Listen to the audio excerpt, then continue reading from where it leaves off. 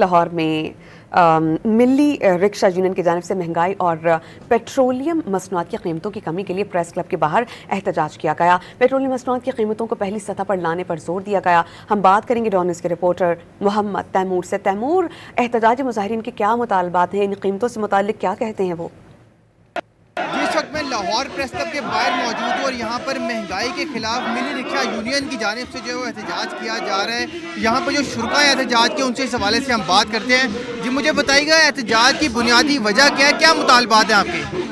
جی یہ جب بین الاقوامی طور پر امریکہ ایران کی جنگ کا آغاز ہوا تو اس وقت پٹرول کی قیمتوں کے اندر بہت زیادہ اضافہ ہوا اور کہا یہ گیا کہ چونکہ بین الاقوامی طور پر حالات اس طریقے سے بنے ہیں اور بین الاقوامی طور پر پٹرول کی قیمتیں بہت زیادہ بڑھ گئی ہیں، جبکہ آج جب معاہدہ ہو چکا ہے، جنگ بند ہو چکی ہے اور بین الاقوامی طور پر پٹرول کی قیمت 70 سے 77 ڈالر پر آ چکی ہے، تو اس وقت ہمارا مطالبہ ہے حکومت پاکستان سے کہ اب جنوری کے اندر جو قیمتیں 253 پر اوپر تھی، اب پٹرول کی قیمت دوبارہ اسی کے اوپر لائی جائے اور عوام کو ریلیف دیا جائے۔ آپ ان کی گفتگو سننے کا کہنا ہے کہ پیٹرول کی جو پرانی قیمتیں ہیں ان کو اس کو بحال کیا جائے، بجلی کی جو بل ہیں اس کی قیمتوں میں کمی کی جائے، روزمرہ استعمال کی اشیاء کی قیمتیں ہیں اس میں بھی کمی کی جائے۔ جی